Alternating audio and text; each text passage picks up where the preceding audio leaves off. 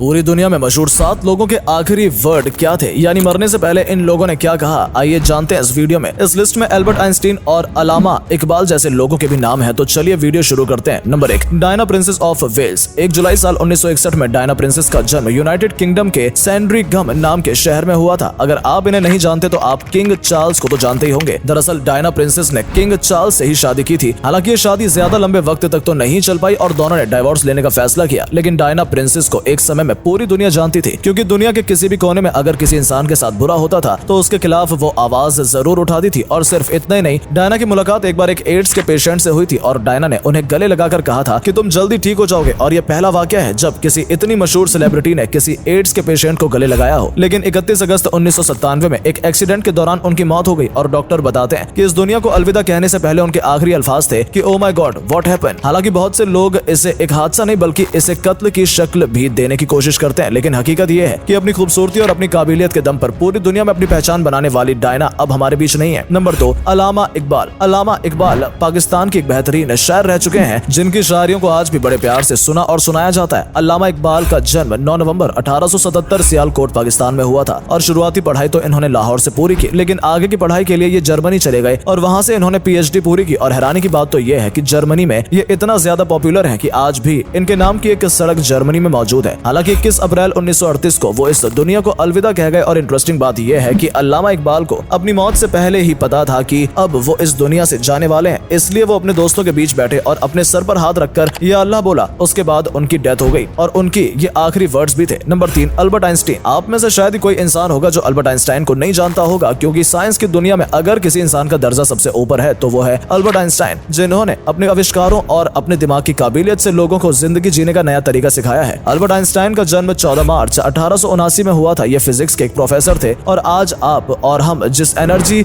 Valence formula को जानते हैं, ये फार्मूला भी अल्बर्ट आइंस्टाइन ने ही दिया था। और इतना ही नहीं बल्कि साल 1955 तक अल्बर्ट आइंस्टाइन ने जितनी भी बातें साइंस के बारे में कही थी वो आज सारी सच होती हुई नजर आ रही हैं। और इंटरेस्टिंग बात तो यह है कि अल्बर्ट आइंस्टाइन ने टाइम मशीन के बारे में भी बताया था कि एक समय में टाइम मशीन जैसी चीज भी बन सकेगी, लेकिन अब यह देखना होगा कि अभी उसमें और कितना टाइम जाने वाला है। लेकिन सोचने वाली बात यह भी है कि अल्बर्ट आइंस्टाइन जिनके पास इतना ज्यादा दिमाग था, उनकी मौत भी ब्रेन कैंसर की वजह से हुई और उनके आखिरी वर्ड्स थे I want to go when I wanted. It is tasteless to prolong life artificial. I have done my share. It is time to go. I will do it elegantly. इसका ये मतलब था कि अब मेरे जाने का वक्त आ चुका है और मैं जो कुछ भी करना चाहता था वो सब कुछ कर चुका हूँ। नंबर 4, सद्दाम हुसैन। सद्दाम हुसैन एक ऐसी शख्सियत रह चुकी है जिनके दोस्त तो बहुत थे, लेकिन उनके दुश्मन भी कोई कम नहीं थे। हालांकि जब वो इराक की पॉलिटिक्स में इन्वॉल्व थे तो उन्हें दुनिया के सबसे ताकतवर लोगों में गिना जाता था, क्योंकि उन्होंने अपने करियर में कई जंगें लड़ी और उन जंग में उन्हें जीत भी हासिल हुई। लेकिन जब अमेरिका के ऊपर 9/11 का हमला हुआ, उसके बाद अमेरिका तिलमिला उठा, जिसके बाद इसने इराक और ईरान जैसे कई देशों के ऊपर हमला करना शुरू कर दिया। और वहीं अमेरिका को कभी सद्दाम हुसैन का दोस्त बताया करता था, उसी ने सद्दाम हुसैन के ऊपर हमला किया। और हमले के बाद जब सद्दाम हुसैन गायब हो गए तो कई सालों तक उन्हें ढूंढने के बाद आखिरकार अमेरिकी गवर्नमेंट ने सद्दाम हुसैन को पकड़कर इराक की गवर्नमेंट के हवाले कर दिया, जहां उनके ऊपर कई सालों तक मुकदमा चला और उसके बाद उन्हें सजाए मौत सुना दी गई। उनके आखिरी वक्त में जो लोग उनके साथ थे उन्होंने बताया कि उन्होंने मरने से पहले अल्लाहू अकबर, Muslim ummah will be victorious and Palestine is Arab कहा था। इसको हिंदी में ट्रांसलेट करें तो इसका मतलब होता है कि अल्लाहू अकबर, एक दिन फिलिस्तीन आजाद जरूर होगा। Number 5, Steve jobs. 24 फरवरी 1955 में स्टीव जॉब का जन्म कैलिफोर्निया में हुआ था। इन्होंने अपने कॉलेज की पढ़ाई रीड कॉलेज में पूरी की और कॉलेज के दिनों में ही उन्हें अपनी काबिलियत का अंदाजा लग गया था, इसलिए उन्होंने अपनी पढ़ाई छोड़कर उस जमाने की मशहूर वीडियो गेम कंपनी अटारी को ज्वाइन कर लिया था और वहाँ काम करने लगे थे। और उसके साथ साथ अपने घर के गैराज में ही उन्होंने कंप्यूटर बनाने की शुरुआत की, जिसे आज आप और हम कंप्यूटर, एप्पल कंप्यूटर के नाम से जानते हैं। और ऐसे ही धीरे धीरे करके उन्होंने बहुत कम वक्त में कामयाबी हासिल की और फिर साल 2007 में उन्होंने दुनिया का पहला स्मार्टफोन आईफोन लॉन्च किया। और तब से लेकर आज तक आईफोन की पॉपुलैरिटी कितनी है ये हमें आपको बताने की जरूरत नहीं है, आप अच्छे से जानते ही होंगे। लेकिन अचानक स्टीव जॉब्स के गॉल ब्लैडर में कैंसर हो गया, जिसकी वजह से उनकी मौत हो गई। और बताया जाता है कि जाने से पहले वो बहुत खुश नजर आ रहे थे और उनके मुंह से ओ वाओ ही निकला था। और इसके पीछे क्या वजह थी इसके बारे में कुछ कहा नहीं जा सकता। नंबर 6, बेनजीर भुट्टो। हो सकता है आप में से बहुत लोगों ने ये नाम पहले सुना हो, क्योंकि बेनजीर भुट्टो पाकिस्तान की सबसे काबिल प्रधानमंत्री मानी जाती हैं। और सिर्फ पाकिस्तान ही नहीं, बेनजीर भुट्टो पहली ऐसी महिला थी जो किसी मुस्लिम देश की प्रधानमंत्री बनी थी। 21 जून साल 1953 में इनका जन्म कराची के अंदर हुआ था और दुनिया के सबसे मशहूर यूनिवर्सिटी ऑक्सफोर्ड और हार्वर्ड यूनिवर्सिटी से उन्होंने अपनी पढ़ाई पूरी की थी। और क्योंकि उनका फैमिली बैकग्राउंड भी पॉलिटिक्स से ही था तो बेनजीर भुट्टो को शुरुआत से ही राजनीति के दांव पेच के बारे में समझ थी। और फिर पाकिस्तान में 1990 से लेकर 1999 का एक ऐसा दौर आया जब बेनजीर भुट्टो लगातार वहां की प्रधानमंत्री चुनी गई। इससे आप समझ सकते हैं कि पाकिस्तान के लोग उन्हें कितना ज्यादा पसंद करते थे, लेकिन कुछ लोग ऐसे भी थे जो बेनजीर भुट्टो की पार्टी के खिलाफ थे और इस वजह से वो चाहते थे कि बस किसी तरह से बेनजीर भुट्टो को इस पार्टी से बाहर निकाल दिया जाए, जिसकी वजह से 27 दिसंबर 2007 को पाकिस्तान के रावलपिंडी में जब वो भाषण दे रही थी, उसी दौरान गोली मारकर उनकी हत्या कर दी गई। और इंटरेस्टिंग बात यह है कि भाषण के दौरान उनके आखिरी अल्फाज ये थे कि जीते रहो Bhutto. Number 7, Muammar Gaddafi. Gaddafi हो सकता है आपने नाम ये पहले जरूर सुना हो, क्योंकि दुनिया के सबसे अमीर लोगों में इनकी कभी गिनती की जाती थी और ये लीबिया के प्रेसिडेंट भी रह चुके हैं। हालांकि 1970 से लेकर 2012 तक उन्होंने लीबिया की पॉलिटिक्स में काफी अहम योगदान दिया था, या फिर ये भी कह सकते हैं कि गद्दाफी कहीं ना कहीं